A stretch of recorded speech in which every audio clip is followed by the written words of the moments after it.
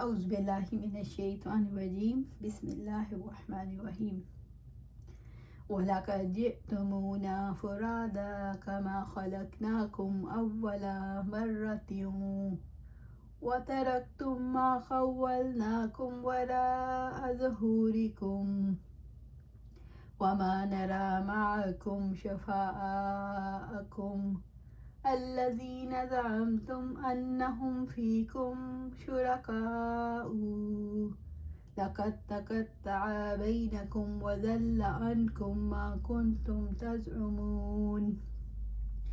اور بلا شبہ تم ہمارے پاس یقیناً اکیلے آ گئے ہو، جیسا کہ ہم نے تمہیں پہلی بار پیدا کیا تھا، اور جو بھی ہم نے تمہیں دیا تھا تم اپنی پشتوں کے پیچھے چھوڑ آئے، اور ہم تمہارے ساتھ تمہارے ان سفارشیوں کو بھی نہیں دیکھتے جن کے متعلق تمہارا گمان تھا کہ یہ یقیناً وہ تمہارا کام بنانے میں حصہ دار ہے۔ بلا شبہ تمہارا رشتہ یقیناً ٹوٹ گیا اور تم سے وہ سب گم ہو گئے جن کو تم گمان کیا کرتے تھے۔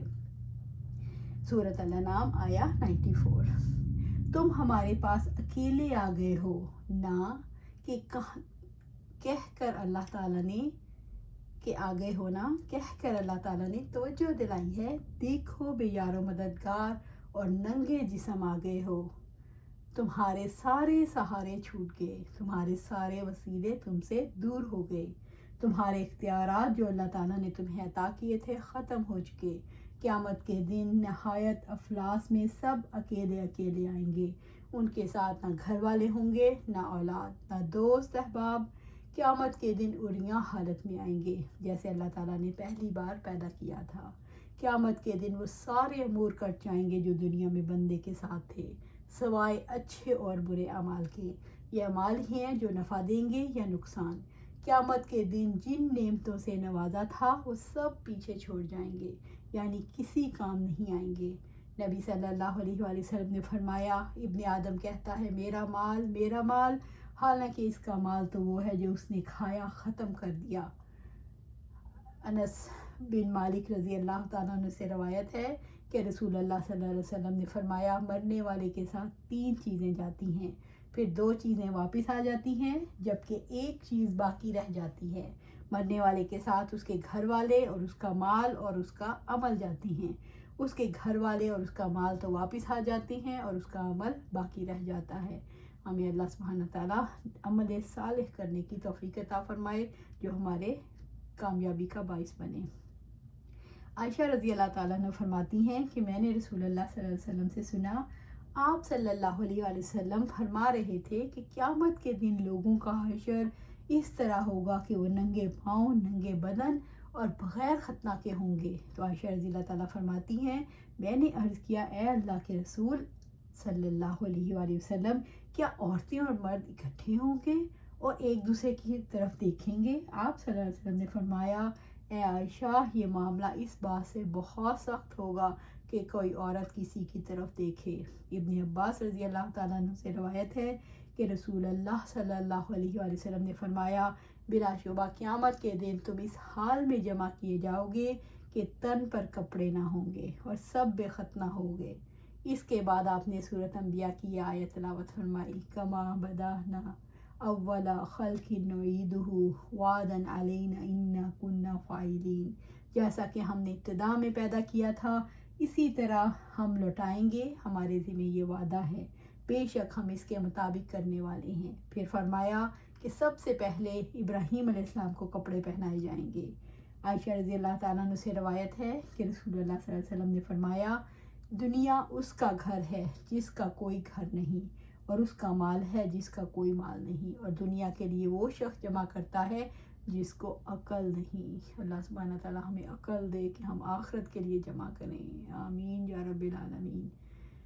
وَتَرَكْتُم مَّا خَوَّلْنَاكُمْ وَرَاءَ ظُهُورِكُمْ،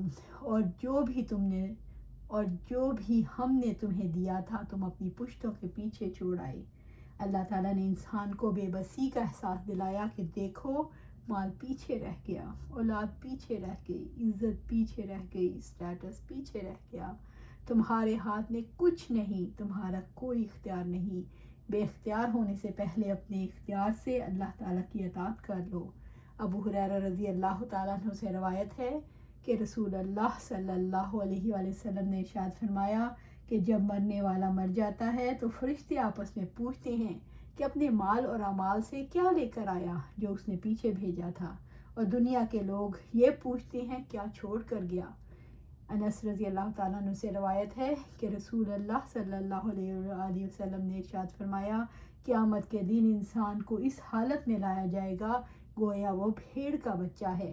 اس کو اللہ تعالیٰ کے سامنے کھڑا کر دیا جائے گا۔ اس سے اللہ تعالیٰ کا سوال ہوگا، میں نے تجھے مال عطا کیا اور تجھ پر انعام کیا، سو تو نے کیا کیا؟ وہ جواب دے گا، اے رب میں نے اسے جمع کیا اور خوب بڑھایا اور جتنا تھا اس سے خوب زیادہ کر کے چھوڑایا، یہ واپس بھیج دیجئے، میں آپ کے پاس لے کر آتا ہوں۔ اللہ تعالیٰ کا ارشاد ہوگا، مجھے وہ دکھا جو تو نے پہلے سے یہاں بھیجا تھا۔ پھر وہی عرض کرے گا، میں نے جمع کیا، اسے بڑھایا اور جتنا تھا اس سے زیادہ کر کے چھوڑایا، لہٰذا مجھے واپس بھیج دیجیے کہ میں آپ کے پاس لے کر آؤں۔ نتیجہ یہ ہوگا کہ یہ شخص نکلے گا جس نے کوئی بھی خیر نہیں بھیجی ہوگی، لہٰذا اس کو دوزخ کی طرف بھیج دیا جائے گا۔ استغفر اللہ، اللہم اجرنا من النار، اللہم اجرنا من النار۔ ابو ہریرہ رضی اللہ تعالیٰ عنہ سے روایت ہے کہ رسول اللہ صلی اللہ علیہ وسلم نے فرمایا، بندہ کہتا ہے میرا مال میرا مال، حالانکہ اس کے مال میں سے اس کی صرف 3 چیزیں ہیں، جو کھایا اور ختم کر لیا، جو پہنا اور پرانا کر لیا، اور جو اس نے اللہ تعالیٰ کے راستے میں دیا، اور یہ اس نے آخرت کے لیے جمع کر لیا۔ اس کے علاوہ تو صرف جانے والا اور لوگوں کے لیے چھوڑنے والا ہے۔ وَمَا نَرَى مَعَكُمْ شُفَعَاءَكُمْ الَّذِينَ زَعَمْتُمْ أَنَّهُمْ فِيكُمْ شُرَكَاءُ، اور ہم تمہارے ساتھ تمہارے ان سفارشیوں کو بھی نہیں دیکھتے جن کے متعلق تمہارا گمان تھا کہ یقیناً وہ تمہارا کام بنانے میں حصہ دار ہیں۔ انسان دنیا میں سفارش کرنے والوں سے توقعات باندھتا ہے اور انہیں اپنے مال میں شریک کر لیتا ہے۔ اللہ تعالیٰ نے توجہ دلائی کہ یہ دیکھو جن کے بارے میں تمہارا خیال تھا کہ مشکل حالات میں سفارش کریں گے، آج تمہارے ساتھ نہیں ہیں۔ مشرک کل بھی اللہ تعالیٰ کے ساتھ شرک کرتے تھے اور آج بھی کرتے ہیں۔ کل وہ ملائکہ، انبیاء اور صالحین کی عبادت کرتے تھے، حالانکہ سب اللہ تعالیٰ کی مخلوق اور مملوک ہیں۔ لوگ اللہ تعالیٰ کے ساتھ اس کی مخلوق کو حصہ دار ٹھہراتے ہیں، ان کی عبادت کرتے ہیں، حالانکہ اللہ تعالیٰ ان کی عبادت کا مستحق ہے۔ لَقَدْ تَقَطَّعَ بَيْنَكُمْ وَضَلَّ عَنْكُمْ مَا كُنْتُمْ تَزْعُمُونَ، بلا شبہ تمہارا رشتہ یقیناً ٹوٹ گیا اور تم سے وہ سب گم ہو گئے جن کو تم گمان کیا کرتے تھے۔ اللہ تعالیٰ نے انسانی شعور کو جھنجھوڑا ہے کہ دیکھو تعلقات ٹوٹ گئے، رابطے ختم ہو گئے، سفارشی گم ہو گئے، شریک خدا غائب ہو گئے، خود ساختہ عقیدے کھو گئے، اور ہر وہ چیز جس پر تمہارا اعتماد تھا اس کا اثر رسوخ ختم ہو گیا۔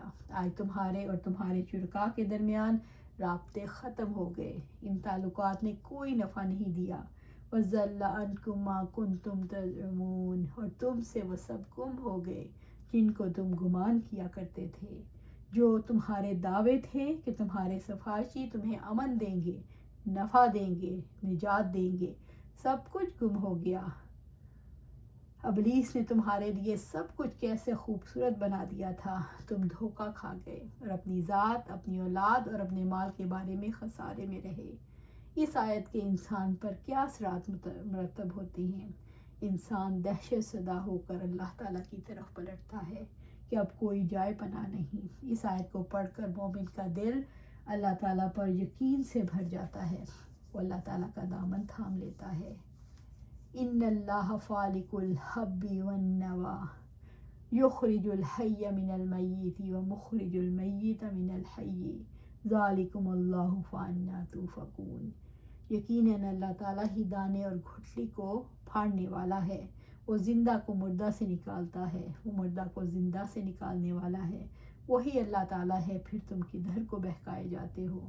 سورۃ الانعام آیا 95۔ اللہ تعالیٰ نے یہ واضح کیا ہے کہ دیکھو ایک بے جان گٹھلی اور ایک بے جان بیج بڑھنے والے زندہ درخت یا پودے سے نکلتے ہیں۔ بیج اور گٹھلی کے اندر چھپی ہوئی زندگی ایک پورے درخت کی شکل اختیار کر لیتی ہے۔ انسان جب ایک چیز کو بناتا ہے تو اس کے اجزاء کو الگ الگ بناتا ہے۔ اللہ تعالیٰ ایک چیز کو اس کے مجموعے کے ساتھ بیک وقت پیدا کرتا ہے۔ پورے کا پورا درخت ایک بیج سے بنا کر کھڑا کر دیا جاتا ہے۔ یہ اللہ تعالیٰ کی انوکھی تخلیق ہے۔ انسان اس زندگی کے خواص سے واقف ہے، لیکن زندگی کے اصل منبع اور اس کی اصل حقیقت کا اسے علم نہیں۔ اللہ تبارک و تعالیٰ نے اپنے کمال، اپنے جلال، عظیم اقتدار اور وسعت رحمت کی خبر دی ہے۔ اللہ تعالیٰ صحرا اور بیابان کو کیسے تمہارے لیے بھر دیتا ہے، ان بیجوں سے جن کو کاشت کیا جاتا ہے اور ان سے جنہیں کاشت نہیں کیا جاتا۔ وہ ساری مخلوق کے اسی طرح خوراک مہیا کرتا ہے۔ یخرج الحی من المیت ومخرج المیت من الحی، وہ زندہ کو مردہ سے نکالتا ہے اور وہی مردہ کو زندہ سے نکالنے والا ہے۔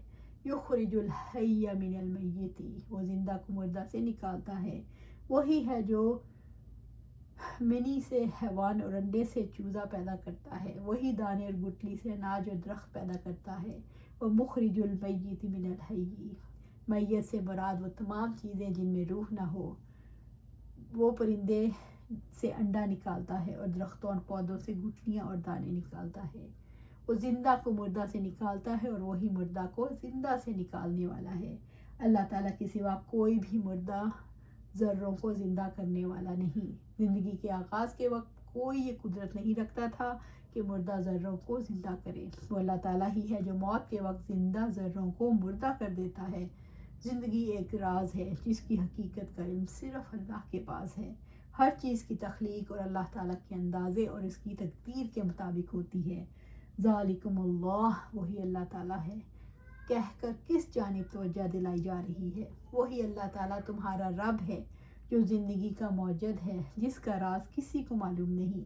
اس کا حق ہے تم اس کے احکامات کی اطاعت کرو اور اسی سے ڈرو۔ ساری مخلوق پر فرض ہے کہ اللہ تعالیٰ کی الوہیت اور عبودیت کو تسلیم کرے، جس نے اپنے فضل و کرم سے ساری مخلوقات کے لیے غذا اور اس کی زندگی کے لیے ساری ضروریات کا اہتمام کیا۔ وَأَنَّا تُؤْفَكُونَ، پھر تم کدھر بہکائے جاتے ہو؟ زندگی کا موجد اللہ تعالیٰ ہے، پھر تم کدھر بہکائے جا رہے ہو؟ یعنی تمہاری زندگی کے لیے تدبیر اور انتظام تو اللہ تعالیٰ کے ہیں، تمہاری مکمل اطاعت کا وہ مستحق ہے۔ پھر انسان اس کو چھوڑ کر کس جانب توجہ کر رہا ہے اور پیچھے کون ہے جو اس کی توجہ بٹا رہا ہے؟ اللہ تعالیٰ جو عظیم ہے، قدرتوں والا ہے، اس کی عبادت کو چھوڑ کر تم کن ہستیوں کی طرف بہکائے جا رہے ہو؟